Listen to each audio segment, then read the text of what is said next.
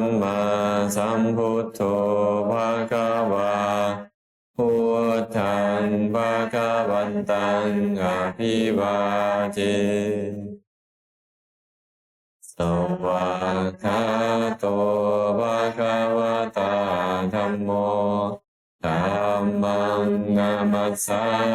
มิสุปฏิปันโนภะคะวะโตสาวกสังโฆขันนัมมามิ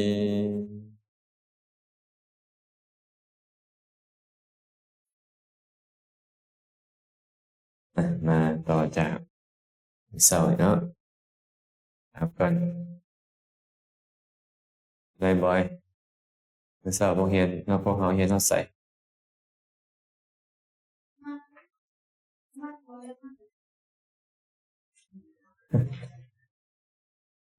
ไม่ยังก่อนนี่ยังเห็นมักนี่แหละมัคคะปัจจัยเนาะมัคคะปัจจัยถามก่อนแม่หมอนมักนี่นะมีเท่าไหร่มักเ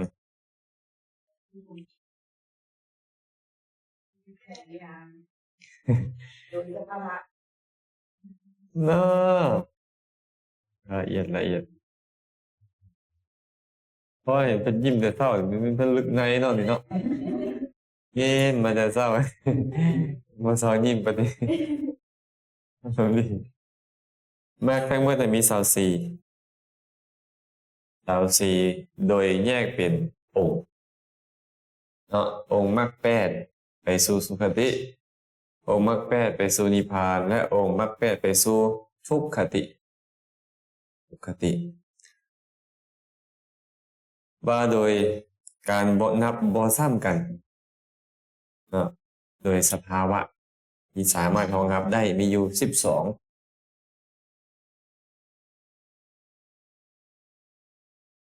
สัมมามรรคมีอยู่8มิจฉามรรคมี8แต่ได้แค่4โดยสภาวะทางรวมทางสัมมามรรคและมิจฉามรรคได้แค่9โดยสภาวะมัน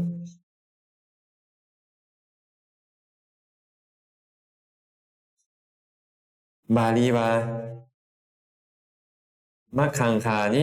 มัคคะสัมปยุตตกานังธรรมานังตังสมุทฐานานันจะรูปานังมัคคะปัจจเยนะปัจจโยองค์มรรคทั้งหลายเป็นปัจจัยโดยมัคคะปัจจัยแก่ธรรมที่สัมปยุตกับมรรคนั้นและแก่หู้ที่มีมรรคนั่นเป็นสมุฏฐานหรือว่าธรรมที่สัมปยุตกับมรรคนั้นเป็นสมุฏฐานเมื่อเช้านี้อาจารย์ก็เลยเฮ็ดขึ้นในเบิ่งแล้วว่ามรรคขณะมีปัญญาเป็นต้นเป็นบ่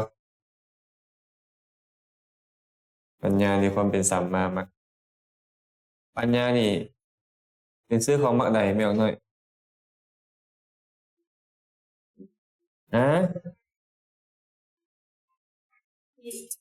ถูกต้องสัมมาทิฏฐินี่แหละมันเกิดรวมกับอย่างนี้สมมุติมันเป็นโลกุตระจิตโสดาปัตติมรรคมันเกิดขึ้นกับธรรมจักอย่าง36อย่างเพราะว่ามีจิตหนึ่งเจตสิก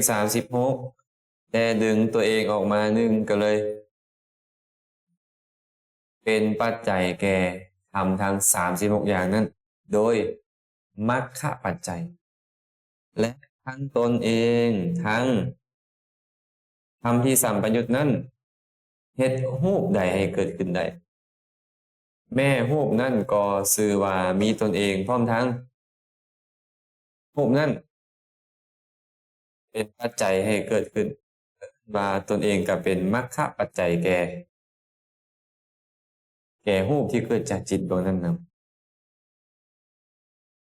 อันนี้เนาะเมื่อเช้านี้เนาะตุ้ยพอเข้าใจ เดี๋ยวแก้วปีหนึงคือข้ามแก้มแบบนั้นมีความหมายว่าอย่างไร มีความหมายว่าง่วงนอนหรือว่าเข้าใจใจเนาะโอ้ยอาจารย์พัดทำไมเด้อไปมันออกเมื่อกี้นี่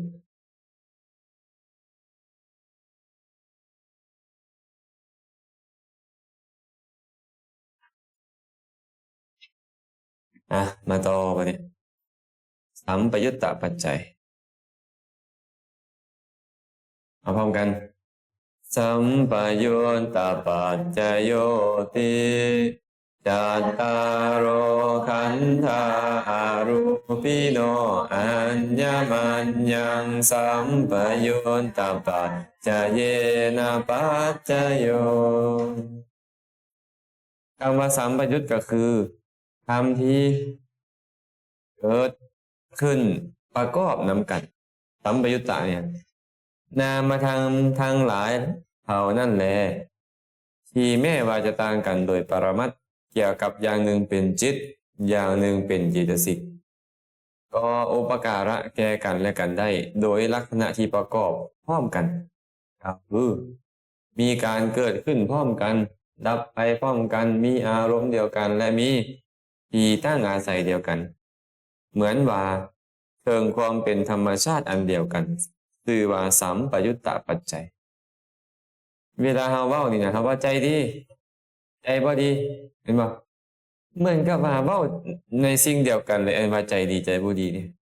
แท้ที่จริงแล้วมันมีทั้งเวทนามีทั้งสัญญามีทั้งสังขารและก็โตวิญญาณนี่เองเห็นบ่โอ้ใจบ่ดีมื้อนี้ก็บ่ไปหรอกเรียนหนังสือก็ได้เป็นบ่แม่นเนาะเห็นท่าป่วยบัดนี้บ่ป่วยการเมืองป่วยแท้บ่อาบางคนนะเราหยอกแก้วเนาะบางคนใจบ่ดีความจริงแล้วไม่มีแต่ใจมันบ่ดีบ่หรือว่าทั้งหมดเลยทั้งหมดนี่แหละตอนใจดีได้มีแต่วิญญาณมันบ่ดีหรือว่าทั้งหมดเลยดีทั้งหมดเลยก็เลยบอกว่าเหมือนกับว่าเป็นอันเดียวกันเลยทั้งที่คนละอย่างกันนี่เวทนาก็อย่างหนึ่งโดยปรมัตถ์สัญญาก็อย่างหนึ่งสังขารก็อย่างหนึ่งวิญญาณก็อย่างหนึ่งเห็นบ่และบ่แม่นแต่สำคัญว่าโดยรวมๆทั้งสามอย่างนี้เป็นเจตสิกตัววิญญาณนี่เป็นจิตแต่ก็มีความเกี่ยวข้องกันโดยอีกแง่หนึ่งจนเหมือนเป็นอันเดียวกันลักษณะเหมือนเป็นอันเดียวกันเอิ้นว่าหยังเอิ้นว่าสัมปยุตเกิดขึ้นพร้อมกันดับไปพร้อมกันจิตไปฮู้อันใดเวทนาสัญญาสังขารก็ไปฮู้อันนั้นนำจิตตั้งอยู่วัตถุใดเวทนาสัญญาสังขารก็ไปตั้งอยู่วัตถุนั้นนำหนิงวัตถุมีเท่าใดคือ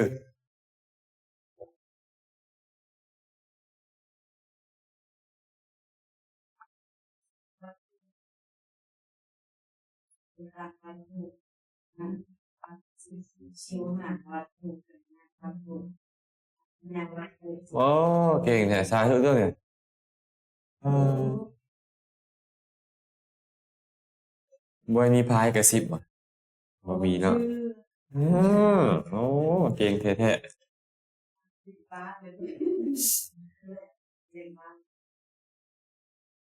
ทรงตรัสไว้ในบาลีสัมปยุตตนิเทศแบบนี้ว่าจัตตารโอขันธาอารูปิโนอัญญมัญญังสัมปยุตตปัจจเยนะปัจจโยรูปิโนแปลว่าฮู้ขันธ์ทั้งหลายฮู้ฮู้ทั้งหลายนะบ่เป็นฮู้เด้ออรูปิโนว่าฮู้ทั้งหลายจัตตารโอขันธาอันเป็นขันธ์สี่นี้หรือว่าขันธ์สี่อันเป็นฮู้คือนามนี่นะย่อมเป็นปัจจัยแก่กันและกันโดย สัมปยุตตปัจจัยตัวใดก็เป็นตัวสัมปยุตกันคือเขาว่าเมื่อกี้นี่แหละทั้งเวทนาทั้งสัญญาทั้งสังขารทั้งตัวจิตหรือวิญญาณนี่เองตัวใดตัวหนึ่งก็เป็นสัมปยุตตปัจจัยแก่กันมุดยกเวทนาขึ้นมาเป็นถามว่าเป็นประธานมาเป็นปัจจัยแก่หมู่เวทนาก็คือว่าเป็นสัมปยุตตปัจจัยแก่สัญญาสังขารและวิญญาณนี่ตอนยกเอาสังขารขึ้นมาอันนี้แหละขออภัยตอนยกเอาวิญญาณขึ้นมากะวิญญาณตอนยกเอาสังขารกับสังขารตอนยกเอาสัญญากับสัญญามาเป็นแต่สังขารมันไม่มีหลายนี่เนาะ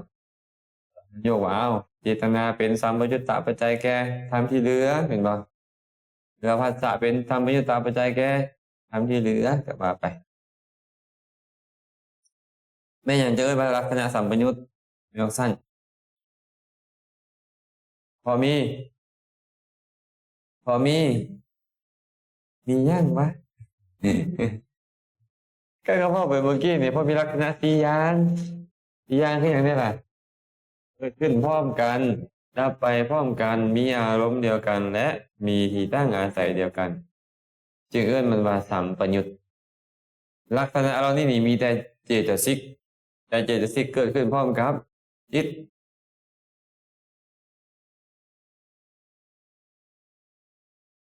หันเนาะจบเลยนี่บ่ได้ยากเลยนี่อันนี้แม่นอย่างเป็นปัจจัยแก่อย่างไม่พอมันนี่แม่นอย่างเป็นปัจจัยแก่อย่าง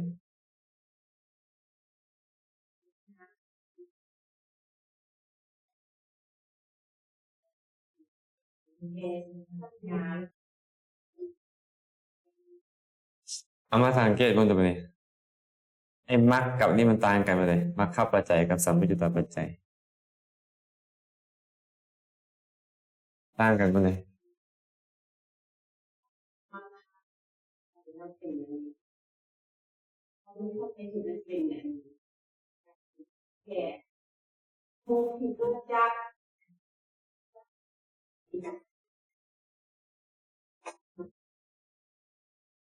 น้อยนี่อย่างที่แบบเข้าใจง่ายก็นี่บ่ไม่สองกันเลยต่างกันเนี่ยเลยบอกความต่างบ่ต้องบอกความเหมือน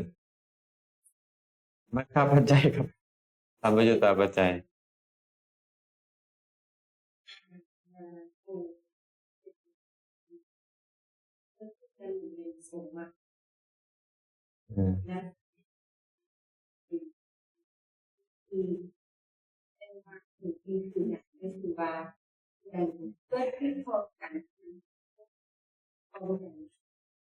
ไม่ยังตาคือเป็นเวลาตอบใจแล้วเนี่ย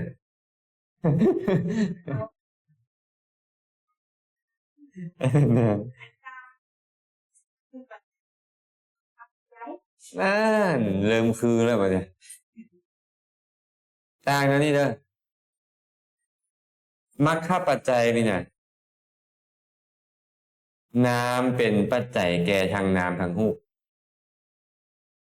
ส่วนสัมปยุตตปัจจัยนามเป็นปัจจัยแก่นามเท่านั้น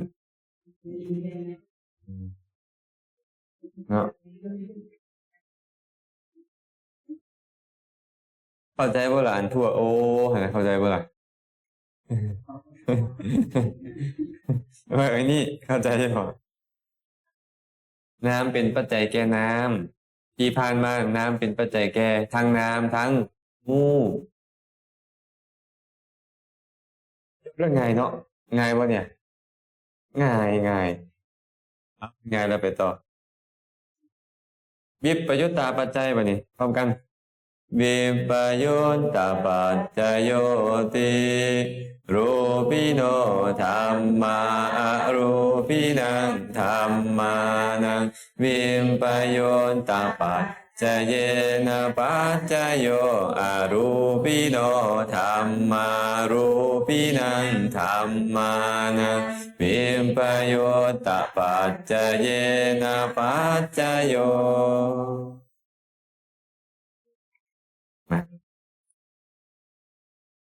มื่อกี้นี่สัมปยุตตะแปลว่าประกอบเหมือนบ่ประกอบพร้อมไอ้วิปนี่มีว่าออกจากการประกอบสัมแปลว่าประกอบวิปคือออกแบบนี้วัตถุจิตและเจตสิกทั้งหลายแม้ว่าเหมาะสมกันคือเสมอเหมือนกันเพราะมีความสัมพันธ์ซึ่งกันและกันแม่มีความประกอบกันก็เป็นอุปการะโดยการแยกจากกันคือหาความเจือปนกันบ่ได้เพราะมีสภาวะผิดกันโดยเกี่ยวกับอย่างหนึ่งเป็นนามอย่างหนึ่งเป็นรูปคือว่าวิปยุตตะทางรูปทางนามนี่นะเวลาเบิ่งไปมันเหมือนกับอันเดียวกันเลยได้นี่ไม่อย่างฟังเสียงตอบเลยว่าหูเหมือนกับรูปนี่นะที่ฟังเสียงหรือเหมือนกับน้ำนี่นะมันเป็นเหมือนอันเดียวกันเลยจริงแล้วบอแมนบอแมนเพิ่นก็เลยบอกว่ารูปิโนธรรมาธรรมอันเป็นรูปทั้งหลายนี่นะปัจจโยเป็นปัจจัยวิปยุตตาปัจจเยนะโดยวิปยุตตาปัจจัยธรรมานั่งแกธรรมทั้งหลายอรูปีนังอันเป็นอรูปหมายถึงหมายถึงนะ หมายถึงว่ารูปเป็นปัจจัยแก่นามโดยวิปยุตตาปัจจัยอันนี้รูปถึงเขาจะเกิดพร้อมกันกับยาได้แต่เราบ่เคยประกอบกันได้ปัจจัยแก่เจ้าโดยวิปยุตได้รูปมันก็เลยบอกว่าค่อยเป็นปัจจัยแก่จิตและเจตสิกนี้โดยวิปยุตตาปัจจัยด้วยกันเลยอรูปิโนธรรมารูปินังธรรมานังวิปยุตตาปัจจเยนะปัจจโยแม้แต่นะมันก็บอกว่าค่อยถึงจะเกิดพร้อมกับเจ้าก็จริงแต่ค่อยวิปยุตได้ประกอบของเจ้าได้มีการเกิดขึ้นพร้อมกันได้บางครั้งกะยะแต่เฮาคนละเรื่องกันเลยคราวนี้วิปยุตตาปัจจัย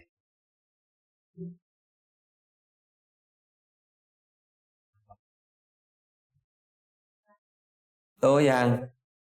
ไปเลยสมมติแม่สมมติไม่ออกนกที่มือขึ้นถึงหลังคาบุญ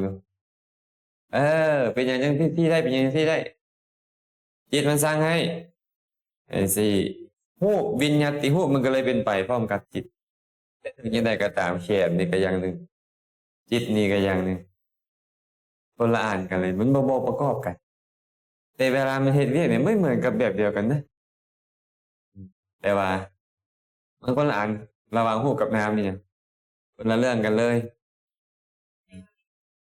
วิปยุต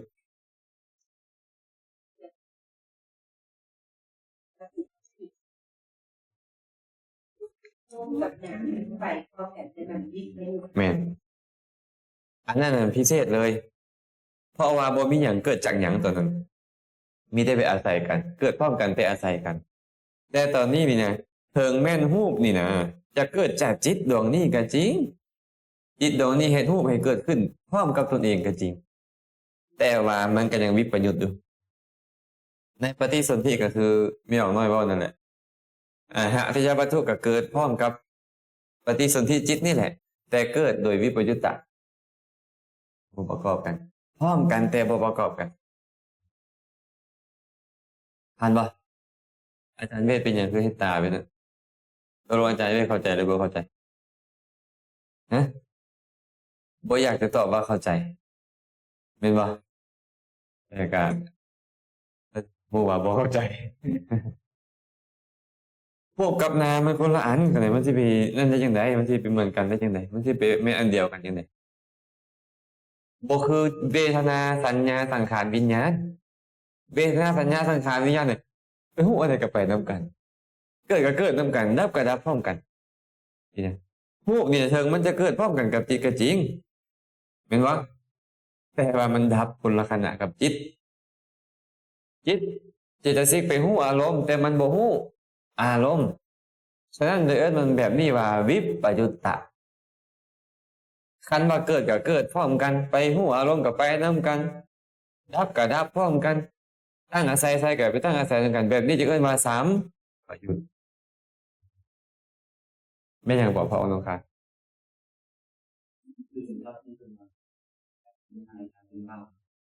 เป็นอะไรกลายเป็นว่า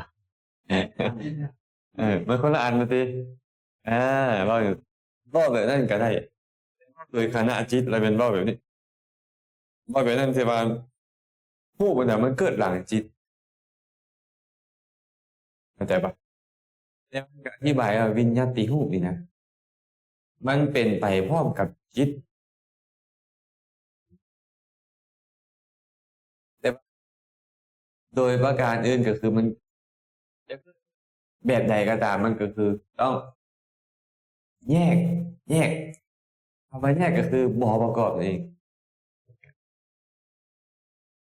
แม่มอนท่านปะนิ่งท่องได้เลยยังปัจเจกสัสสี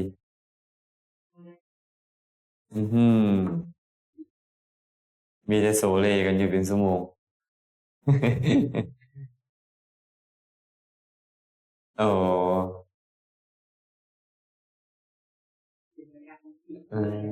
หมดเวลาสับ มีเหตุผลเนาะแสดงว่าอนุโลมได้บ่เนี่ยเอาพบภูมิ31พบภูมิเมื่อวานนี้ได้เลยเนี่ยโอ้เอาลองบอกให้หมูฟังจังหน่อยหนึ่งดูบอกให้หมูฟังจังหน่อยหนึ่ง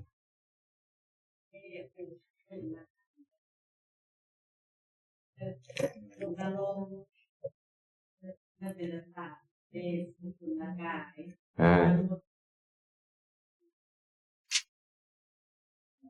ถึง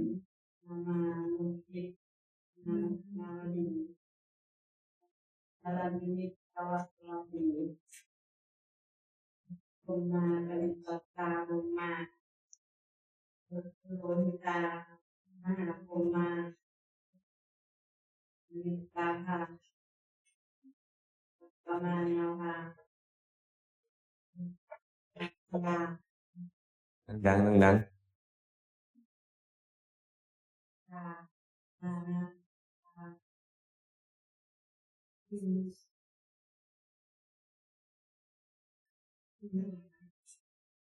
คอยลงอยู่แล้วมีฮับมาลามีหนา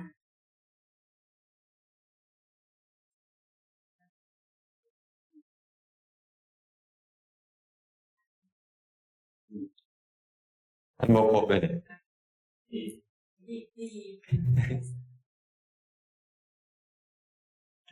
ขาซา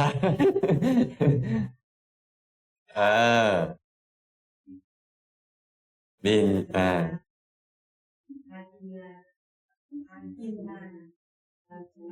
บัวเทบัวเทสัญญาสัญญาสาธุเพื่อนเลยโอ้เก่งเนาะเก่งอีดีเลยนี่นะอาจารย์ไม่จนต้องเหลียวเบิ่งเมื่อกี้นี่มันก็เมนไม่ออกหนิงคนเดิมอยู่แต่ว่าต้องไปเอาให้ตกวันนี้นะดุสิตกับนุสิตมีคนอ่านกันดุสิตอนุทนาบุญนำอย่างได้บริษัทปัจจัยซาซี่ต้องเป็นชื่อมาได้ว่าถึงว่าท่านไม่ได้มองมาต่อนะต่อสรุปแล้วนี่นะวิปยุตตะปัจจัยนี่นะมีแต่ระหว่างนามกับรูปเท่านั้นที่วิปยุตจากกันตอนใดยกรูปมาเป็นตัวตั้งรูปก็คือว่าวิปยุตตะปัจจัยของนามตอนใดยกเอานามมาเป็นตัวตั้งนามก็คือว่าวิปยุตตะปัจจัยต่อรูปแค่นี้เองจะบอกว่านามและรูปเป็นวิปยุตตะปัจจัยแก่กันและกันก็ได้อันนี้เป็นยังเนี่ยต่างจากตัวเทิงก็ไหนอันนี้อันนี้ทางยังนี้นะเหตุนี่มีทางรูปมีทางนามปัจจัยก็มีทางรูปมีทางนามผลก็มีทางรูปทางนามบอกก็เลยบอกว่านามรูปเป็นปัจจัยแก่นามรูป ตัวนี้นี่นามเป็นปัจจัยแก่นามเป็นบ่สัมปยุตตปัจจัยนี่บ่วิปยุตตปัจจัยนี่รูปและนามเป็นปัจจัยแก่รูปและนามประเมินอัตถิปัจจัยมาเนี่ยโอ้ตัวนี้กันยาวนิดนึงพร้อมกันอัตถิปัจจโยติจันตารโอขันธาอารูปิโนอัญญมัญญังอัตถิปัจจเยนะปัจจโยจันตารโอมหาภูตาอัญญมัญญังอัตถิปัจจเยนะปัจจโยโอกันติกาเนนามารูปังอัญญมัญญังอัตถิปัจจเยนะปัจจโยจินตะเจตสิกาธัมมังสมุทฐานานังรูปานังอัตถิปัจจเยนะปัจจโยมหาภูตาอุปาทารูปังอัตถิปัจจเยนะปัจจโยจังขายตนังจังกุวิญญาณธาตุยังนันจาธัมมานังอัตถิปัจจเยนะปัจจโยโสตายตานังโสตวิญญาณธาตุยังตังสัมปยุตตะกานันจาอัตถิปัจจเยนะปัจจโยขานายตานังขานวิญญาณธาตุยังสัมปยุตตะกานันจาธัมมานังอัตถิปัจจเยนะปัจจโยชิวหายตานัง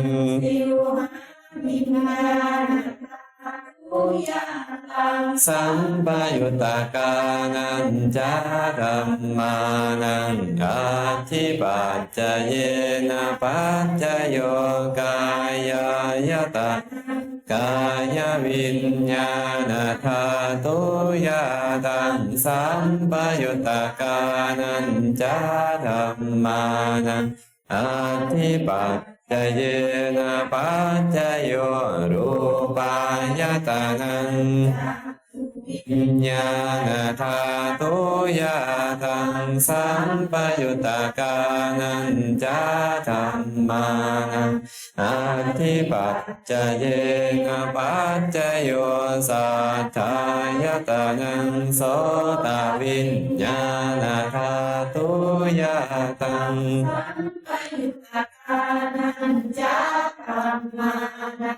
อัตถิปัจจเย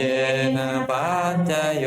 ขันธายตานังขันธ์วิญญาณธาตุยาตังปยุตตะกานันจาธัมมานังอัตถิปัจจเยนะปัจจโยรัสสายตานังชิวหานาธาตุยาตังสัมปยุตตะกานันจาธัมมานังอัตถิปัจจเยนะปัจจโยโพธาภายตานังกายวิญญาณธาตุยาสัมปยุตตะกานันจาธัมมานังอัตถิปัจจเยนะปัจจโยรูปายตานังสัทธายตานังขันธายตานังรัสสายตานังโพธาภายตานังมโนธาตุยาตังสัมปยุตตะกานันจาธัมมาอัตถิปัจจเยนะปัจจโยยังรูปังนิสายมโนธาตุจัก มโนวิญญาณธาตุจาวัตตันติตังรูปังมโนธาตุยาจามโนวิญญาณธาตุยาจาตังสัมปยุตตะนันจาธัมมานังอธิปัจจเยนะปัจจโยยาวว่ะเป็นหมวดโอ้ยาวแท้อัตถิปัจจัยอัตถิแปลว่ามีอยู่อัตถิเนาะอัตถิแปลว่ามีอยู่มีอยู่นี่หมดหรือยังมีอยู่นี่ โอ้ไม่ ฮะยังบ่หมดเอิ้นว่ามีอยู่ยังมีอยู่ก็เลยบอกว่าธรรมทั้งหลายที่กล่าวได้ว่า เกิดพร้อมกันก็ตาม เกิดก่อนก็ตาม ก็แต่ว่ายังตั้งอยู่ยังบ่ดับไป มีสภาวะเป็นปัจจุบัน เป็นอุปการะโดยความเป็นผู้อุปถัมภ์ธรรมที่เป็นปัจจุบันเช่นกันนั่นเท่านั้นชื่อว่าอัตถิปัจจัย ปัจจัยที่มีอยู่อุปถัมภ์ปัจจัยที่มีอยู่นั่นแหละ เอิ้นว่าอัตถิปัจจัยเข้าใจว่ามันเกิดพร้อมกันก็ตามเกิดหลังกันก็ตาม แต่มันมีอยู่และเป็นอุปการะแก่กัน เอิ้นว่าอัตถิปัจจัย เอิ้นว่าอัตถิปัจจัย แม้จะมีความเป็นชนกผู้เฮ็ดให้เกิดถึงอย่างนั้นอัตถิปัจจัยทั้งหลาย มีความขนขวยในความเป็นปัจจัย เป็นอย่างดียิ่งก็ในทีติขณะเท่านั้นเพราะเหตุนั้นจึงควรรู้ว่าสำหรับอัตถิปัจจัยนี้พระองค์ตัดเอาความเป็นผู้อุปถัมภ์เท่านั้นแลเข้าใจบ่อ่านเลยได้นี่ใครเข้าใจแล้วยังวะ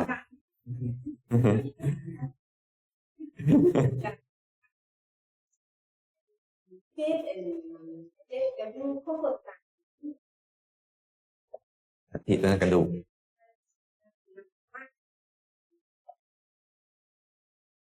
อันนี้อัฐิมีอยู่อันนั้นอัฐิกระดูก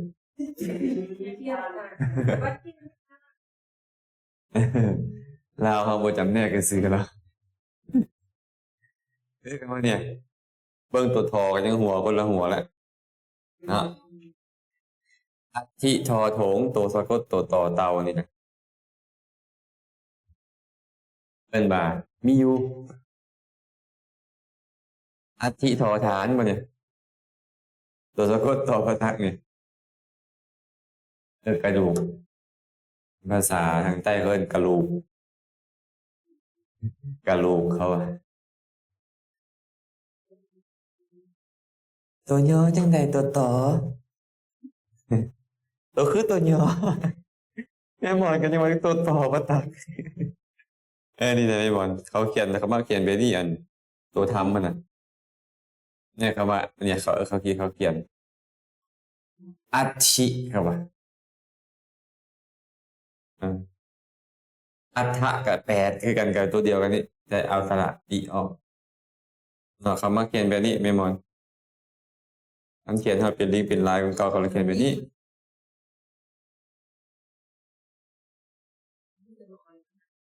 ตัวอันเป็นตัวทำแล้วตอนแบบนี้ปะเนี่ยอันนี้อ่านว่าอัฏฐะเอาสระอีเข้าไปก็เป็นอัตถิ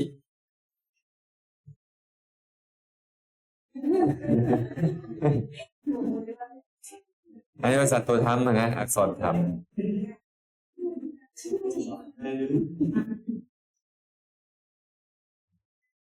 อันถ้าเวลาเป็นเขาไปเบิ่งนะเขาต้องเบิ่งถามว่าอันนี้แปลว่าอะไรตอบก็ได้ไปเบิ่งกันว่ามันมีบริบทของมันคืออีกอย่างใดจะถามอาจารย์นี่แปลว่าอย่างนั้นแปลว่าอย่างนั้นมันแปลอย่างอยู่เลยบางทีเขียนอันเดียวกัน แต่ความหมายคนละอันก็มีเพื่อนเนี่ยทำอะไรแมงวันลองมึงลองน้อยหนึ่ง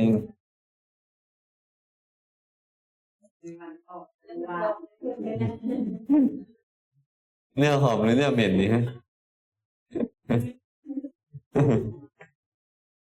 มาต่อมาเบิ่งต่อนะอัตถิแปลว่ามีอยู่เห็นปะปัจจัยโดยความมีอยู่เอิ้นว่าอัตถิปัจจัยค่อยเป็นปัจจัยแก่เจ้าตอนที่ค่อยยังอยู่ว่าสมมุติว่ารัฐมนตรีกระทรวงใดกระทรวงหนึ่งค่อยจะเป็นปัจจัยแก่เจ้านี่เจ้าอยากให้ซอยค่อยซอยนี่มาตอนค่อยยังเป็นอยู่นี่เด้ค่อยมาอยู่ก่อนเจ้าก็ตามมาอยู่พร้อมเจ้าก็ตามแต่ค่อยนี่ยังเป็นอยู่ค่อยเป็นปัจจัยแก่เจ้าได้อุปถัมภ์เจ้าได้แต่ค่อยบ่ได้เป็นอยู่แล้วค่อยเว้ายากแล้วได้คือค่อยเฮ็ดบ่ได้แล้วแบบนี้แหละเรียกว่าอธิปัจจัยเนาะข้อที่หนึ่งเลยจัตตารโอขันธาอรูปิโนอัญญมัญญังอธิปัจจเยนะปัจจยูแปลว่าอะรูปขันธ์สี่ก็หมายถึงเวทนาสัญญาสังขารและวิญญาณในจิตตุบาทเดียวกันนี้เวทนาสัญญาสังและตัววิญญาณนี่เองในขณะที่มันเกิดพร้อมกันนี่นะเกิดพร้อมกันแล้วมันก็แตกดับพร้อมกันนี่ในขณะนี้เลยมันว่าอัตถิปัจจัยแก่กันและกันเข้าใจปะเวทนาก็เป็นอัตถิปัจจัยแก่สัญญาแก่สังขารแก่วิญญาณสัญญาก็เป็นปัจจัยแก่เวทนาสังขารและวิญญาณโดยอัตถิปัจจัยสังขารก็เป็นปัจจัยแก่เวทนาสัญญาและวิญญาณโดยอัตถิปัจจัยแม้แต่วิญญาณนี่นะก็เป็นปัจจัยแก่เวทนาสัญญาและสังขารโดยอัตถิปัจจัยคือกันเนี่ยเวลาเขาเจ้าไปเว้าเรื่องของปฏิจจสมุปบาทวิญญาณเป็นปัจจัยแก่นามรูปวิญญาณเป็นปัจจัยแก่นามแนวใดโดยชาตะเด้โดยอัตถิเด้โดยอวิคตะเด้เห็นไหมมันก็จะว่าไปโดยสัมปยุตตะเด้ก็แล้วแต่ตอนนั้นเพื่อที่เอาอย่างเขามาว่านะเพิ่นยังบอกว่าปฏิจจสมุปบาทเนี่ยเป็นปัจจัยที่แค่สิ่งนี้มีและสิ่งนี้จึงมีปัจฐานอะไรเอาปัจจัยโดยปัจฐานอะไรมันบ่แม่นแค่ทำหันแล้วมันเป็นปัจจัยที่เป็นไปโดยประการต่างๆทันบ่แม่นออกสั่น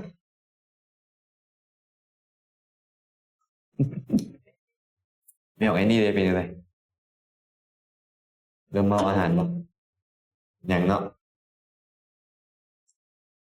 ทันบ่ตัวที่แรกนี่ทันบ่อันนี้เขาว่ามาหลายแล้วตัวนี้น่ะจะบ่ต้องเว้าอย่างไรกันหลายนะเว้าปุ๊บทำที่เกิดพร้อมกันเป็นปัจจัยแก้กันและกันโดยอัตถิปัจจัยทำขันธ์สี่นี่นะทำที่เป็นขันธ์สี่ที่เกิดพร้อมกันมันไม่ได้เป็นแค่อัตถิดอกมันเป็นทั้งสัมปยุตมันบอกมันเป็นทั้งชาตะอัญญมัญญะอย่างแล้วแต่บอกไปตอนแต่ว่าตอนนี้เขาเอาในฐานะของอัตถิเช่นเดียวกันจัตตารโอมหาภูตาอัญญมัญญังอัตถิปัจจเยนะปัจจโยธาตุสี่ดินน้ำไฟลมเป็นปัจจัยแก่กันและกันโดยอัตถิปัจจัยค่อยมีอยู่จังมีเจ้าถ้าค่อยบ่มีเจ้าก็บ่มีเห็นป่ะเมื่อค่อยยกดินขึ้นมาดินก็เป็นอัตถิปัจจัยแก่น้ำไฟลมยกน้ำขึ้นมาเป็นปัจจัยกับน้ำเป็นปัจจัยแก่ไฟลมดินยกไฟขึ้นมาไฟก็เป็นปัจจัยแก่ลมดินน้ำยกลมขึ้นมากับลมเป็นปัจจัยแก่ดินน้ำไฟเข้าใจเนาะนิ่งเข้าใจบ่นิ่งมหาภูตภพสี่เป็นปัจจัยแก่กันและกันโดยหยังอัตถิปัจจัยโอกันติคเนนามรูปังอัญญมัญญังอัตถิปัจจเยนะปัจจยู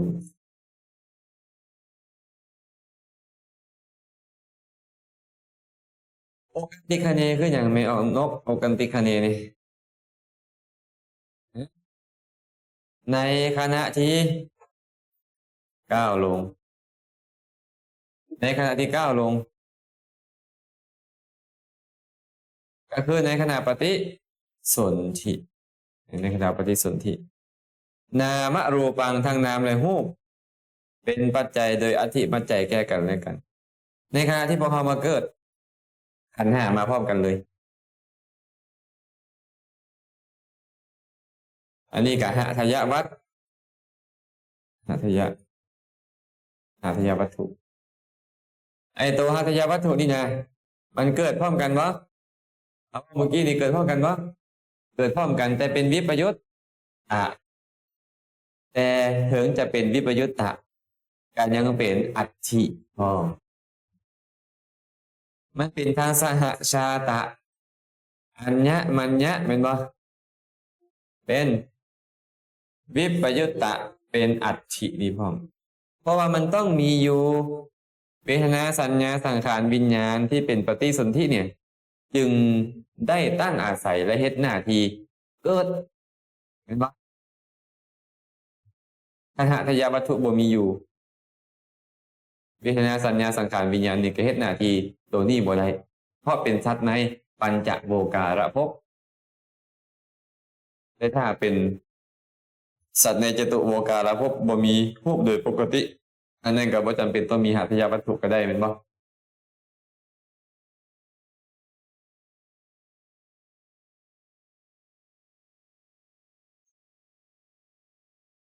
แม่เพชร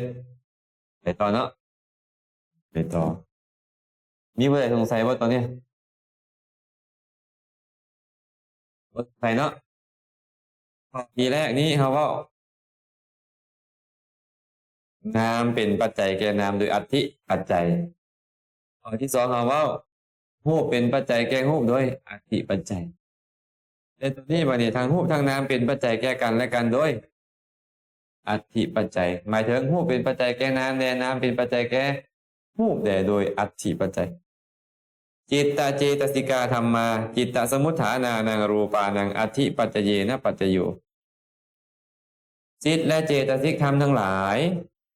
เป็นปัจจัยโดยอธิปัจจัยแก่รูปที่เกิดจากจิตนั้นที่มีจิตนั้นเป็นสมุฏฐานสมมุติว่าตัวนี้บ่เป็นหัตถยะแล้วบ่เนี่ยตัวที่เป็นจิตตะชะฮูป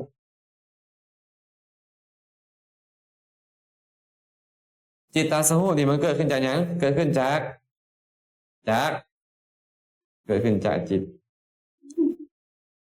เวทนาสัญญาสังขารวิญญาณนี่นะเป็นปัจจัยให้รูปใดเกิดขึ้นชื่อว่ามียังมีอยู่จึงเป็นปัจจัยให้เกิดขึ้น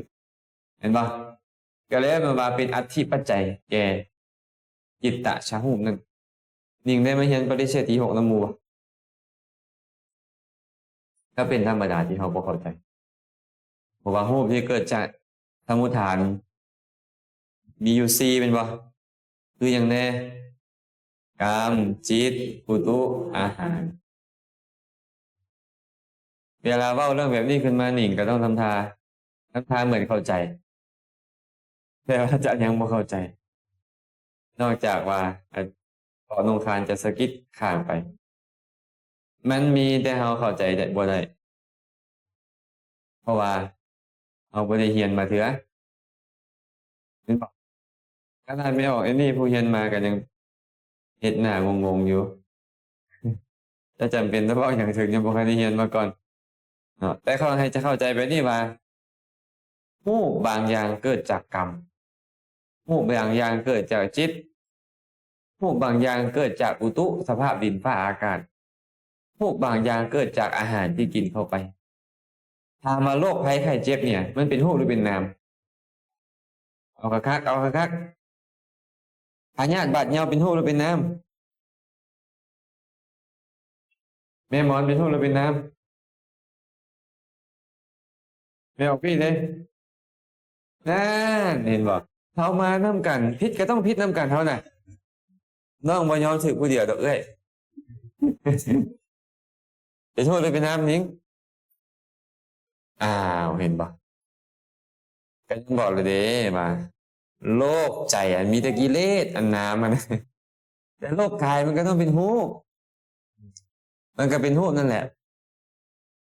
แมนพาญาตินี่เป็นรูป พยาธิบางพยาธิเกิดจากกรรมมันบอกรักษากับบ่หายเพิ่นนี่นะพยาธิบางอย่างเกิดจากกรรมพยาธิบางอย่างเกิดจากจิตคิดหลายแล้วเป็นประสาทเขาว่าคำว่าบ่ม่วนให้กันประสาทแดกเลยติเขาว่า บ่ม่วนเด้ออันนั้นเด้อไม่เอาสั่นเด้อบางเทื่อเป็นโรคประสาทเห็นบ่คิดหลายเนาะเขาเป็นโรคจิตบางเทื่อเนาะโรคประสาทบางเทื่อคิดหลายมะเร็งเป็นบ่มีเอาตุ้ยมะเร็งกินก็มีอันนี้โรคที่เกิดจากจิตบางเทื่อเครียดเจ็บหัวมัวเก้าเห็นบ่คิดหลายแค่ปรับความคิดปุ๊บหายได้นี่นะบางเทื่อเป็นโรคอีหยังก็เขาเจ็บหัว2ด้านเกินเนี่ยไมเกรนปรับไปปรับจิตใจนั่งสมาธิอีหยังแล้วมันก็หายเลยเนี่ยทีนะอันนี้พวกที่เกิดจากจิต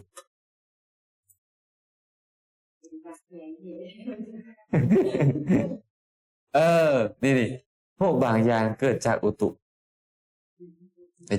อากาศบางเทื่อก็เย็นเกินไปบางเทื่อก็ร้อนเกินไปบางเทื่อก็ชื้นเกินไปบางเทื่อก็อับเกินไปไอ้นี่พวกที่เกิดจากอุตุ พวกเกิดจากอุตุเห็นบ่บางเทื่อนี่คืออาจารย์นี่เป็นวัดเลยนี่มื้อเดียวเห็นบ่พัดลมเปิดเลยนี่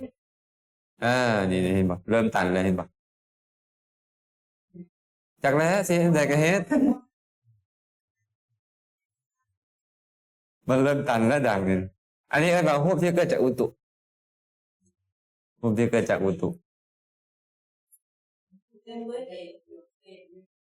ทันเนาะและพวกบางอย่างเกิดจากอาหารอย่างเช่นกระเพาะเนาะกินอาหารเข้าไปปุ๊บโอ้ยรถเป็นบ่เบาหวานกินอาหารประเภทน้ำตาลเข้าไปเป็นไงเตรียมไปหาหมอเลยเห็นบ่เนี่ยแหละโรคไขมันอัดของมันอัดแป้งเข้าไปอะไรไม่ไงเตรียมซอกรถแหละเนี่ยพวกยังเกิดจากหลายอย่างเอาถามว่าเขากินน้ำกรดเข้าไปแล้วเขาตายเป็นอย่างอาหารมันเป็นปฏิกิริยาอะไรกับฮูกที่มันเกิดขึ้นมันกับเฮ็ดให้อวัยวะส่วนใดส่วนหนึ่งมีปัญหาออกไป อันฮูกแหละที่เกิดเพื่อมีปัญหาก็ได้กันในวันนี้เกิดจากอาหารฉะนั้นโรคภัยไข้เจ็บเนี่ยเป็นฮูกที่เกิดจาก4สมุฏฐานเลย เวลาเขาถามอาจารย์ว่าอาจารย์ขน้อยเป็นพยาธินี่ย้อนอีหยังก็ต้องว่าฟัง4อย่างนี่แหละบ่แม่นอย่างอื่นหรอกเอาละบางบนพระพุทธเจ้าอาจจะบอกว่าพวกที่เกิดจากเสมหะเด้อเกิดจากบีเด้อผมจะบอกไปที่บอกเกิดจากทั้งเสมหะทั้งบีเด้อเกิดจากลมเด้อเกิดจากการบริหารร่างกายบ่ถูกต้องเด้อกระตามแต่ก็บ่เกิน4สมุฏฐานนี่ท่านเอาวิชามาจับตรง4สมุฏฐานท่านเอาประสูตรมาพุทธเจ้าก็เว้าไปเอาตามนิยามประสูตรบางเทื่อน้ำบีไม่มีปัญหามันก็เกิดเห็นบ่บางเทื่อเสมหะนี่มีปัญหามันก็เกิดโรคบางเทื่อลมมีปัญหาก็เกิดโรคเห็นบ่บางท่านบริหารอิริยาบถได้บ่เพียงพอเนี่ยนั่งโดนเกินไปโรคอีหยังจับคอมอยู่จนว่ามือจนล็อกไปนี่ก็มีเป็นบ่บริหารอิริยาบถบ่ได้บางเทื่อย่างตลอดจนบ่ได้พักบ่ได้ผ่อนก็เป็นอีกบริหารบ่ก็นั่นแหละรูปที่เกิดจากสมุฏฐาน4นี่คือเก่าบ่เกี่ยวว่าเจ้านั่งหรือนอนแน่เนี่ยเพราะรูปบ่มีเกิน4สมุฏฐานแล้วพระเจ้าอาจจะไปแยกโดยคนเป็นพระสูตรให้ผู้นี้เข้าใจเพราะชาวโลกเอิ้นว่าย้อนอีสาเลตนี่แหละเสมหะนี่แหละมันไปปกไปคุมอันนี้อันนั้นอะไรเฮ็ดให้มีโรคแบบนี้เป็นให้เกิดขึ้นก็แล้วแต่บ่แม่นบ่มีดอกโรคตื่นเช้านะอันนี้เขาบ่เอิ้นโรคตื่นเช้าเขาเอิ้นโรคผู้เฒ่า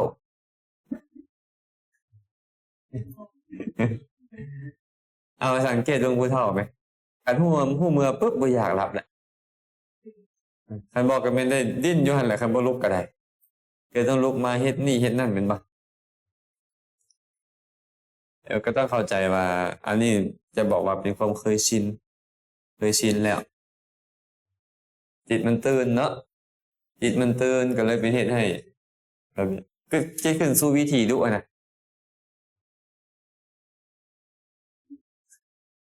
โอ้ยบ่แม่นเริ่มเท่าหรือว่ามื้อเช้านี่ยังบอกว่าขาน้อยยังใบเต็งตึงเพิ่นว่ายังน้อยอยู่เพิ่นว่า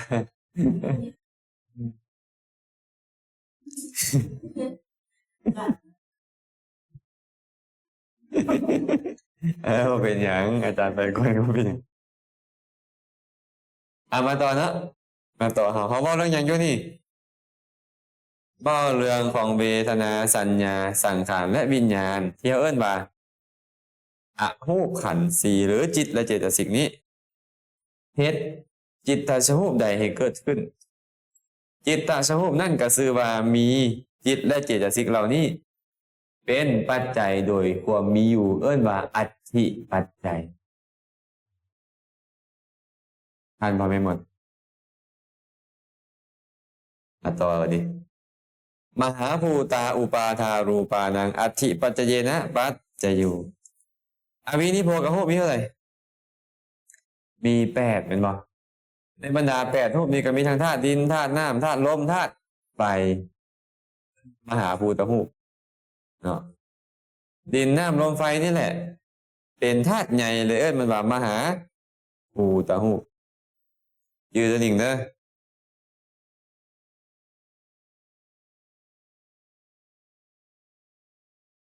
ใครจะเขียนว่าดินน้ำไฟลมก็แล้วแต่สิเขียนนะดินน้ำลมไฟดินน้ำไฟลมไม่ได้เป็นอย่างเป็นประมาณเด้อมีสีมาตั้งอาศัยอยู่มีกลิ่นมีรสชาติมีอาหารมีสารอาหารอยู่อย่างน้อยสุดนี่รูปต้องมี8อย่างนี้รวมกันถึงจะมี8อย่างรวมกันกระจ่างกระตามแต่ว่าดินน้ำลมไฟเท่านั้นเป็นปัจจัยแก่สีกลิ่นรสโดยความเป็นอัตถิปัจจัยเพราะว่าสีกลิ่นรสนี่นะบ่ได้เป็นอุปการะต่อนี่เลยมีแต่พวกดินน้ำลมไฟนี่เป็นอุปการะแก่ต่อพวกนี้ก็เลยเอิ้นว่าอัตถิปัจจัย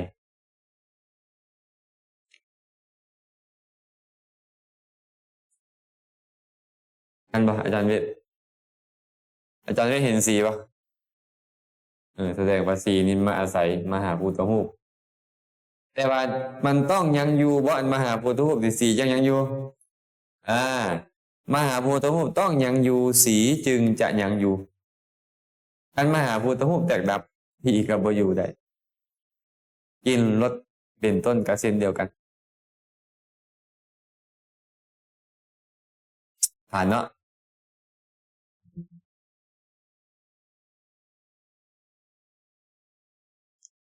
แมนอุปาทายรูปที่เข้าไปอาศัย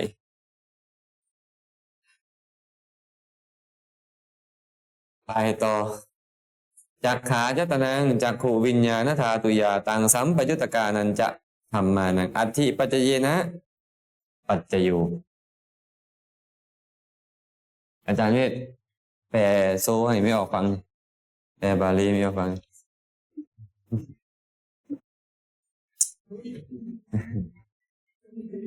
จักขายตนะก็คือจักขุปราสาทเป็นปัจจัยโดยอัตถิปัจจัยแก่จักขุวิญญาณธาตุและธรรมทั้งหลายที่สัมพันธ์กับวิญญาณธาตุนับตั้งแต่อินทริยปัจจัยเขาก็ว่ามาแล้วจากขุนทริยังจากขุวิญญาณธาตุยาตังสัมปยุตตกานั้นจะทำมานะนั่นเราไปเอิ้นเราว่าจากขุนสีไปเอิ้นเราว่าโสตินสีคานินสีเป็นต้นเหมือนว่าแต่เราต้องมีอยู่จากขุวิญญาณจึงได้เห็นมันก็เลยต้องว่าเรื่องความเป็นอัตถินะโมเมนต์ต้องเป็นที่อาศัยแบบอินทริยะเท่านั้นฉะนั้นจักขุประสาทนี่นะหนิงจักขุประสาทคือประสาทหยัง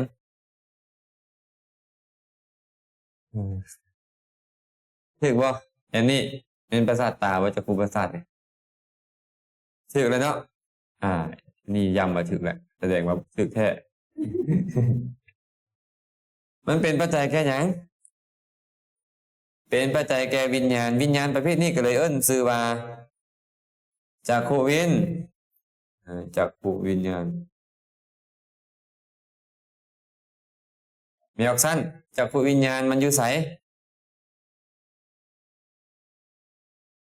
มันอยู่ใกล้ๆ11มันอยู่กับเซเว่นไม่อย่างเซเว่นเนี่ยอันนี้ผัสสะเวทนาสัญญาเจตนาเอกคตาชีวิตอินทรีย์มนสิการมันอยู่กับธรรม7อย่างนี้แสดงว่าจักขุวิญญาณมันมาพร้อมกับธรรม7อย่างมาเหตุกิจหยังเหตุกิจหยังไม่เอาน้อยเหตุกิจเห็นเอิ้นว่าทัศนกิจเอิ้นว่าทัศนกิจเห็นหยังเห็นสีหรือรูปนี่แหละจักขุประสาทคันว่ามันบ่มีอยู่ถามว่าจักขุวิญญาณจะมีโอกาสเห็นสีบ่แสดงมันต้องมีอยู่เพิ่นก็เลยบอกว่าจักขุประสาทเป็นปัจจัยแก่จักขุวิญญาณและเซเว่นนั้นก็คือผัสสะเป็นต้นนั้นโดยความมีอยู่เพราะคันมันบ่มีอยู่จักขุวิญญาณก็บ่มีที่ตั้งอาศัยและบ่สามารถเห็นรูปได้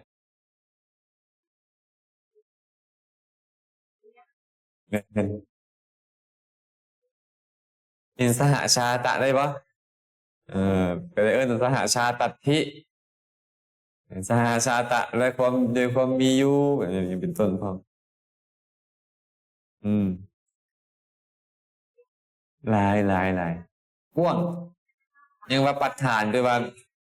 นัยยะโดยประการต่างๆอ่านว่านี่จักขุอธิบายแบบใดโสตคานะชิวหากายะอธิบายเนี่ยนะอันนี้ฉะนั้นเนาะโสตายตนะเห็นบ่โสตายตนังคานะยตนังคานายตนังชิวหายตนังกายตนังก็คือกันเลยเป็นปัจจัยแก่โสตวิญญาณธาตุคานะวิญญาณธาตุชิวหาวิญญาณธาตุกายวิญญาณธาตุและธรรมที่ทำประยุกต์กับธรรมเหล่านี้เหมือนกันครับจักขุนั่นแหละต่างแต่เปลี่ยนชื่อของเราว่าไหนนี่เปลี่ยนชื่อของเราจากจักขุวิญญาณเป็นโสตวิญญาณคือเปลี่ยนชื่อให้เราจากจักขุเป็นโสต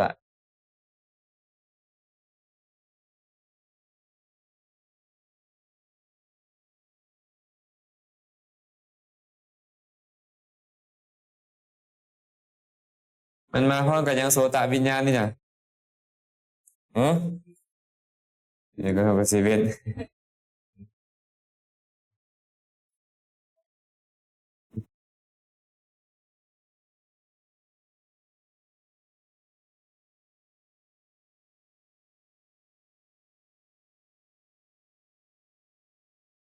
อันนี้กะ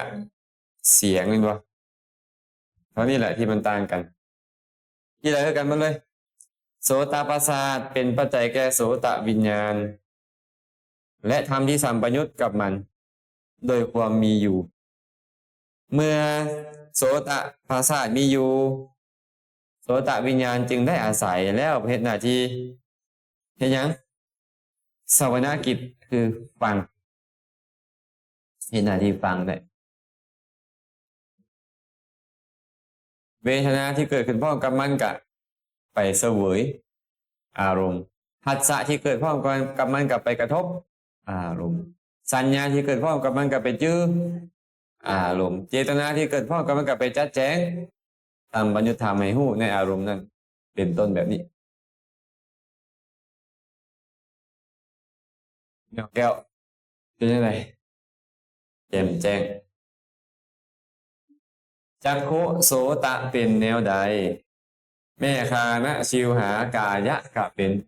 เช่นนั้นเอาให้ไม่ออกเอานกอธิบายอาจารย์ฟังเลยเอานกอธิบายกายายตนะนี่เป็นปัจจัยแนวใดแก่กายวิญญาณธาตุวิญญาณธาตุเป็นธรรม ทำที่เป็นเซเว่นมินบ่โดยอย่างแล้วโดยอย่างอัตถิคือ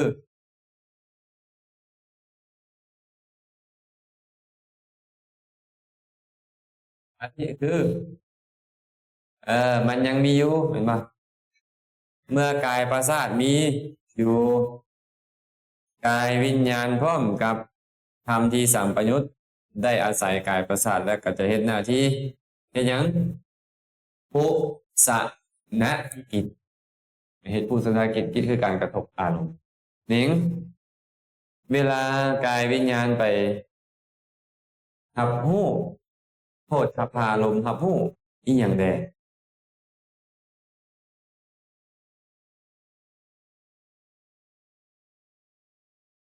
รู้หยังอีหยังเอาอีกวันหนึงดู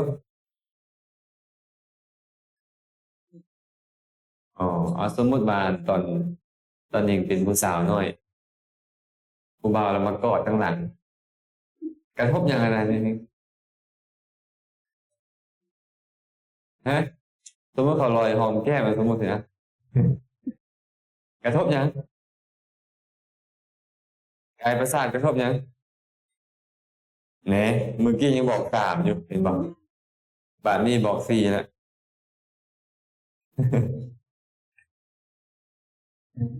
ตอนนั้นบ่ฮู้หยังตอนนั้นน่ะโลกเป็นสีชมพูตอนนั้นน่ะเอ้าฮู้หยังเลยอาจารย์ แม่นบ่ก็ผู้ธาตุ3คือเก่านั่นแหละตอนใดรู้สึกแข็งอ่อนก็รู้ดิน เห็นบ่ตอนใดรู้สึกร้อนเย็นอุ่นก็รู้ธาตุไฟตอนใดรู้สึกตึงๆหย่อนๆหรือผลักดันก็รู้ธาตุลมเข้าใจบ่อืมตอนนั้นเป็นโลกเป็นสีชมพูอยู่บ่ฮู้หยังก่อน อืมผ่านบ่สิมบอกอีกว่า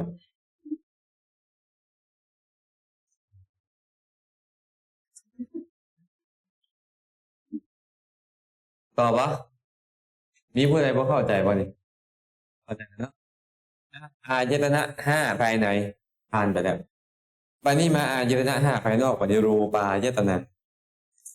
รูปายตนังก็คือรูปายตนะได้แก่สีจักขูวิญญาณธาตุยาตังสัมปยุตตกานันจะธัมมานังอัตถิปัจจเยนะปัจจโย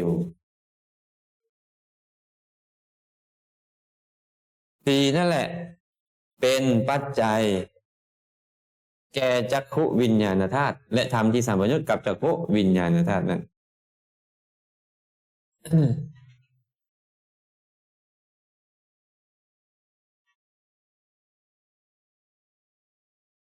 เห็นบ่เบิ่งกระดานเด้อเวลาที่รูปเกิดขึ้นมันเกิดขึ้นแต่พี่เห็นบ่ใหญ่พุ่นเนาะข้างหลังเห็นบ่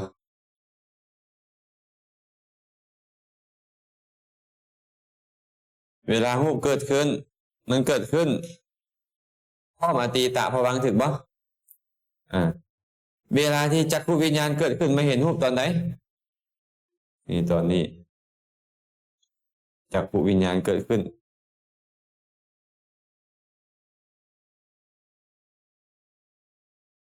รูปเกิดขึ้นยังตั้งอยู่ว่าตอนที่จักขุวิญญาณเกิดขึ้นนี่ยังตั้งอยู่เพราะรูปมีอายุยืนเท่ากับ17ขณะจิตเห็นปะ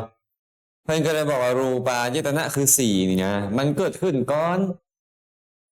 และมันยังอยู่เอิ้นว่าอัตถิมันจึงเป็นปัจจัยให้จักขุวิญญาณพร้อมทั้ง3ที่สัมปยุตกับจักขุวิญญาณนี้มาไม่เห็นรูปนั้นแม่หมอนเมื่อวานนี้แม่หมอนไปกินข้าวอยู่ไสอยู่นี่บ่เห็นยังนึกเห็นบ่ภาพอันนั้นอันนี้โวหารภาษาชาวบ้านเขารวมกันมานึกเห็นแต่ความจริงยังเห็นแท้บ่เอา บ่เป็นอย่างจังบ่เห็น นัตถิมันบ่มีอยู่แล้วคันว่ามันยังมีอยู่เขาจังเห็นเพราะว่าเขาถึงจะนึกถึงรูปนั้นได้ก็จริงแต่รูปนั้นบ่มีอยู่แล้วเขาจึงบ่เห็นเอาบ่เห็นคือมันนึกเห็นเท่านั้นแม่หมอนเว้าเมื่อกี้นี่มันเว้าซื่อๆว่าเห็นน่ะนึกฮู้บ่แม่นนึกเห็นนึกฮู้นั่นเข้าใจกันแล้วว่าเห็นบ่ถ้าภาษาชาวบ้านกับภาษาศัพท์ธรรมะเนี่ยบางอย่างอาจจะแตกต่างกัน แต่เราสามารถที่จะทำความเข้าใจได้ว่าอ๋ออันนี้เว้าว่าเห็นก็จริง แต่บ่ได้หมายถึงเห็นเด้อฮู้เด้อนึกเห็นธาตุหลวงได้บ่ตอนนี้นึกเห็นได้บ่เราก็เว้ากันนึกเห็นได้ แต่ความจริงแล้วมันเห็นบ่ได้มันต้องใช้คำว่าฮู้จังถูกคันตามสภาวะนะเห็นบ่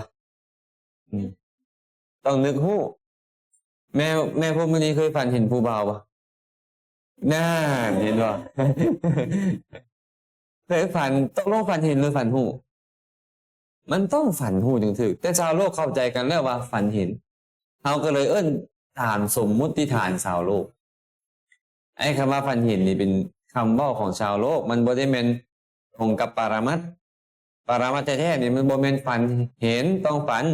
ฮู้แม่นบ่แม่นจั่งซั้นพอเข้าใจหรือยังวะเนี่ยรูปอธิบายได้ได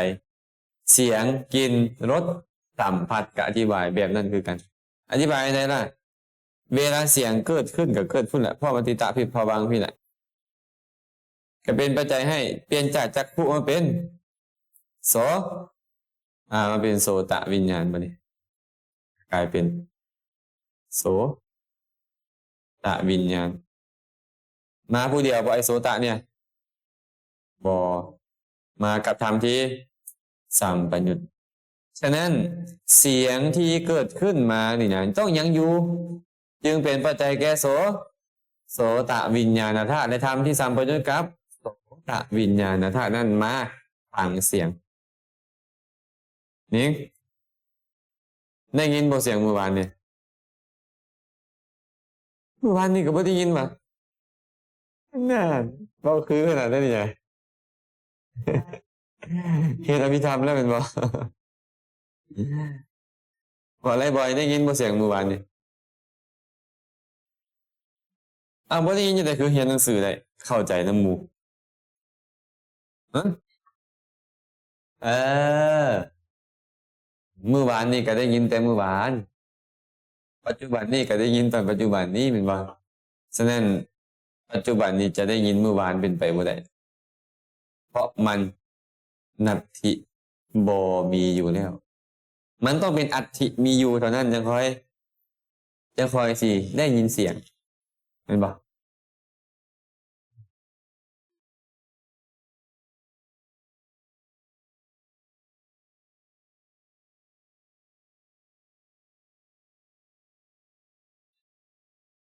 ตอบคนละตอนเข้าใจเนาะจักขุวิญญาณโสตวิญญาณไปฟังเสียงไปเบิ่งเห็นรูปฟังเสียงแบบใดแม้แต่กินรสสัมผัสก็ต้องยังอยู่เท่านั้นจึงจะเป็นปัจจัยให้มีฆานวิญญาณชิวหาวิญญาณและกายวิญญาณมารับรู้แสดงว่ามันก็เลยเป็นอัตถิปัจจัยแก่วิญญาณทั้งหลายเหล่านั้นผ่านแล้วได้นี่ถือว่าได้เว้าหมดแล้วเด้ได้เว้าหมดแล้ว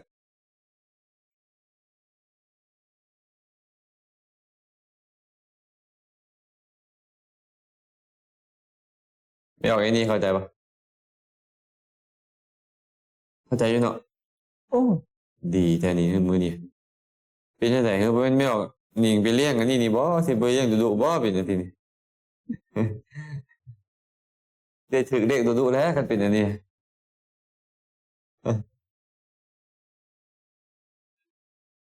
ว่าโอ้ย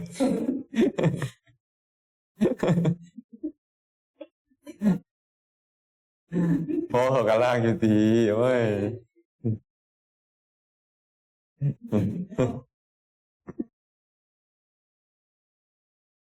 ก็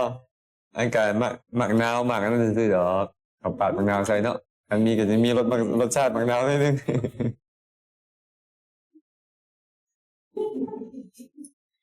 มาต่อมาเนี่ยรูปายตนะคือรูปก็ตามสัทธายตนะเสียงก็ตามคันธายตนะกินก็ตามรสายตนะรสชาติก็ตามโพธพายตนะสัมผัสก็ตามหรือโพธพารมณ์ก็ตามเป็นปัจจัยโดยอธิปัจจัยแก่มโนธาตุและแก่ธรรมทั้งหลายที่สัมปยุตกับมโนธาตุนั้นคือกันเมื่อกี้นี่แหละมโนธาตุตัวใดบัดนี้มโนธาตุไม่ออกน้อยมโนธาตุตัวใดเอิ้นว่ามโนธาตุปัญจทวาระและสัมปติชนะสองตัวนี้แหละเอิ้นมา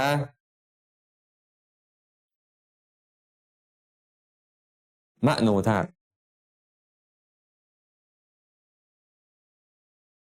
มโนธาตุนี่มาตัวเดียวปะมันมาพร้อมกับธรรมสิบประการ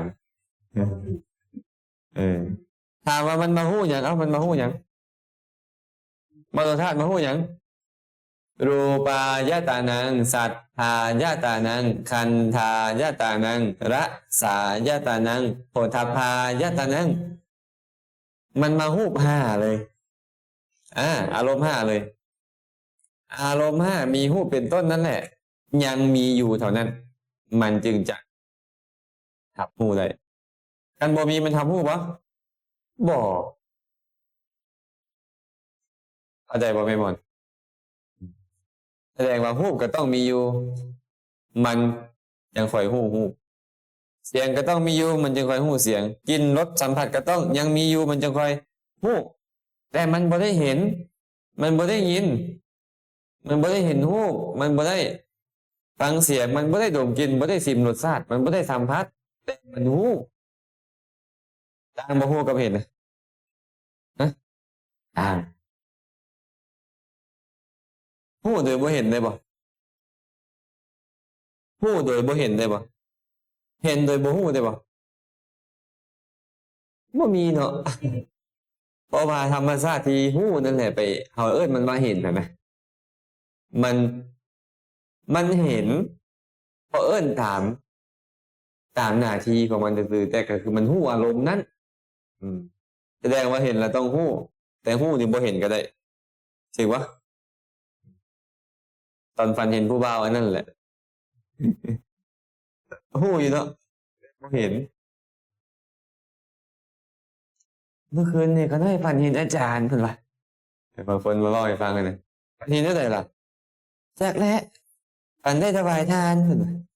ทานก็บ่เห็นคันฝันนั่นน่ะ บ่เห็นคือหลายฝันเห็นครูบาอาจารย์แล้วไปซื้อเลขนี่เนาะต้องเลขเพิ่งแล้วเพิ่นว่าถูกไหมเดี๋ยวฝันเห็นครูบาอาจารย์เลขเพิ่งว่าซั่นไปซื้อเลขเพิ่งถึกซะเดี๋ยวลูกเอ้ย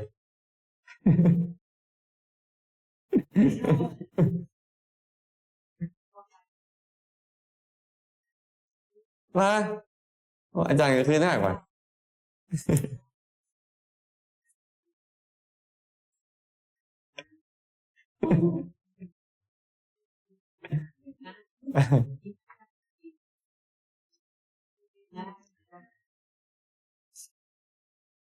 สำหรับคนมักซื้อก็ซื้อกันแท้คนมักเลขไม่เห็นอีหยังก็บ่ซื้อเลขนี่แมงวันอยู่ในรถก็ยังหาแนวซื้อเลขละแม่นบ่ดีแต่บ่มีเลขแมงวันหั่นน่ะ คันมีเลขแมงวันก็สิตีแล้วตีใส่แล้วเนาะ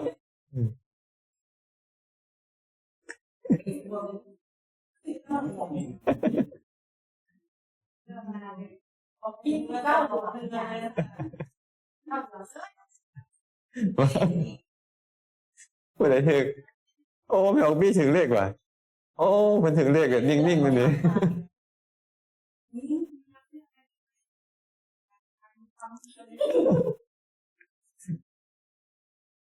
โอ้ยอาจารย์ตามมาเรียนอภิธรรมนี่บ่ได้อยากได้ความรู้หรอก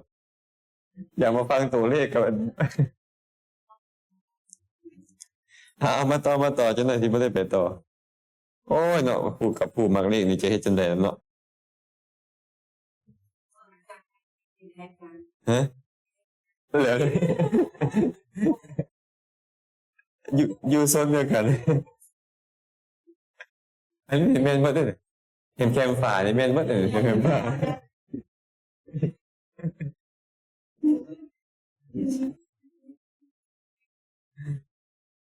ตอนนั้นกุศลส่งผลเนาะมีบางคนซื้อหมดเป็นแสนบาท แต่งวดนั่นน่ะตอนถือก็ยิ้มได้อยู่เนาะตอนบ่ถือนี่ก็โอ้ย แม่เลย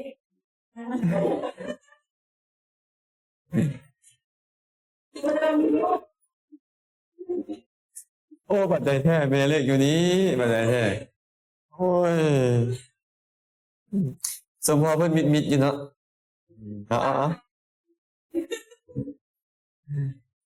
เอาจังเข้าใจบ่นี่เข้าใจบ่แต่ว่ามโนธาตุมันต้องมาพร้อมกับอย่างก่อนเมื่อกี้ที่เขาเว้ากัน มาพร้อมกับเจตสิก10อย่างมีภาษาเป็นฉะนั้นมโนธาตุพร้อมกับทำเจตสิก10อย่างนี้ยอมไปฮู้แดเสียงแดกินแดรสชาติแดสัมผัสแดที่ยังมีอยู่ฮู้เสียงกินรสและสัมผัสที่ยังมีอยู่นั่นจึงชื่อว่าเป็นอัตถิปัจจัยแก่มโนธาตุและธรรมที่สัมพันธ์กับ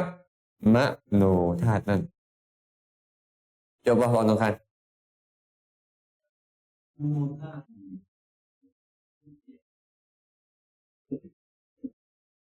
ธาตุเกิดกันเลยเป็นธาตุฮู้ธาตุฮู้เพียงแต่ว่าฮู้ซื่อๆตัวนี้นะบ่ได้มีกิจอีหยังพิเศษเพียงพอแต่ฮู้ซื่อๆคือสันติรณะนี่มันยังพิจารณาแม่นบ่โทปนะยังมีการตัดสินสนะมีการเสพแต่ที่นี่ฮู้ซื่อๆฮู้เพื่อให้มีจักขุโสตคานะชิวหากายะซื่อๆปัญจก็ได้ปัญจทวาราวชนะเนี่ยสัมปติชนะก็เพียงพอได้เกิดขึ้นมาครับอารมณ์ต่อจากจักขุโสตคานะชิวหากายะซื่อๆมันก็เลยว่าธาตุเพียงแต่ฮู้เพียงแต่เป็นธาตุฮู้ยังบ่คันแม่นฮู้พิเศษอีหยังเพิ่นให้ความหมายนั่นน่ะ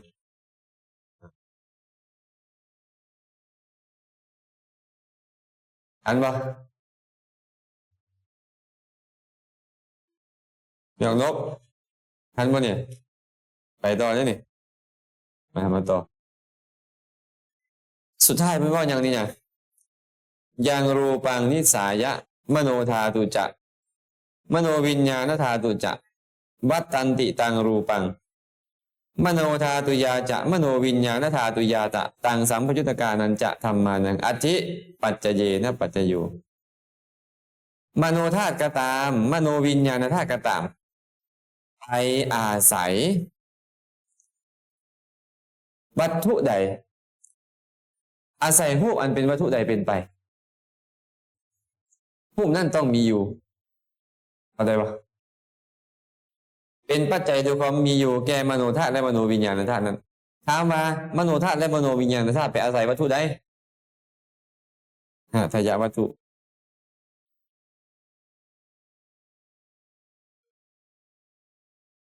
ทยะก็เลยชื่อว่าเป็นที่ตั้งอาศัยของมโนธาตุและมโนวิญญาณธาตุแต่มันมาแต่พวกมันโบราณมโนธาตุกับมโนวิญญาณธาตุมันมาพร้อมกับธรรมที่สัมปยุตฉะนั้นทางมโนธาตุและธรรมที่สัมปยุตทางมโนวิญญาณธาตุและธรรมที่สัมปยุตล้วนแล้วแต่อาศัยทยวัตถุแต่ทยวัตถุต้องตั้งอยู่บ่ต้องมีอยู่บ่มีอยู่ก็เอิ้นว่าอัตถิเป็นเรื่องที่แปลกบ่เพิ่นบอกว่ารูปเสียงกลิ่นรสสัมผัสเป็นปัจจัยโดยอัตถิปัจจัยแก่มโนวิญญาณธาตุแปลกบ่ทั้งที่สันติรณะโวฏฐพนะชวนะพวกเนี้ยพอตถาลมนะเนี่ยรูปก็ยังมีอยู่ชื่อว่ารูปก็ยังมีอยู่แต่ว่าบ่เว้าเป็นอย่างคือเป็นอย่างนั้นการว่ามโนธาตุเนี่ยมันกว้างเกินไปมันบ่แม่นแค่สันติรณะโวฏฐพนะชวนะหรือตถาลมนะ อื่นจากจักขุโสตคานาชิวหากายะอื่นจากมโนธาตุสามที่เหลือเป็นวิญญาณธาตุและมันบ่ได้หู้แต่ทำที่ตั้งอยู่แม้แต่ดับไปแล้วมันก็หู้ยังบ่มาฮอดมันก็ยังหู้เห็นไหม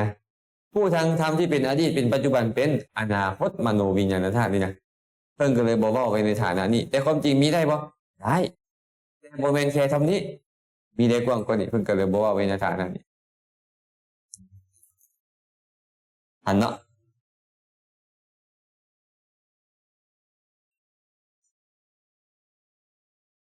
บ่รู้ว่าพวกเราฟังทันบ่ฟังอาจารย์ทันบ่ถามแมวสั้นจังหน่อยอาจารย์อย่าถามเด้อเพิ่นว่าแต่ว่าก็ให้ถามได้เถอะเนาะแมวสั้นนับตั้งแต่สันติรณะไปฮอดตถาลัมพนะนี่เพิ่นเอิ้นธาตุใดเอิ้นธาตุใดเอิ้นธาตุหยังก็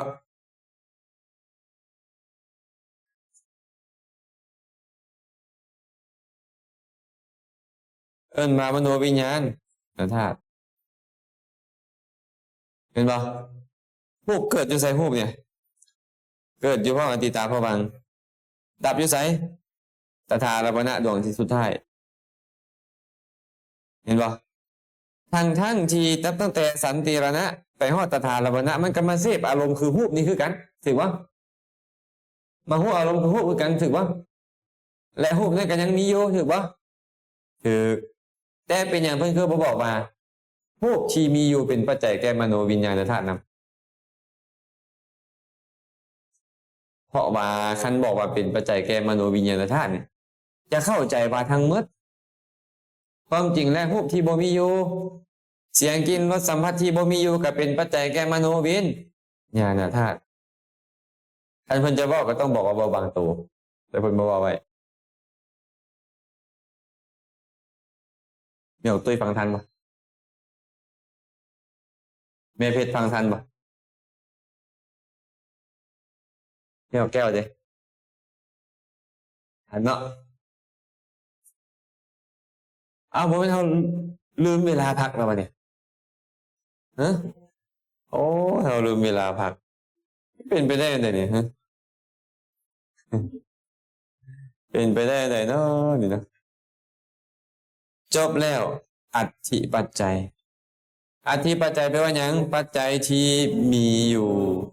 ตนเองมีอยู่เท่านั้นจึงเป็นปัจจัยแก่เป็นปัจจัยแก่ปัจจุปันนธรรมคือผลของตนเองได้ธรรมเราใดมีอยู่แล้วเป็นปัจจัยแก่ผลของตนได้ธรรมเรานั้นเอิ้นว่าอธิปัจจัยพักผ่อนก่อนจาก10 นาทีแล้วยังเข้ามาใหม่เนาะ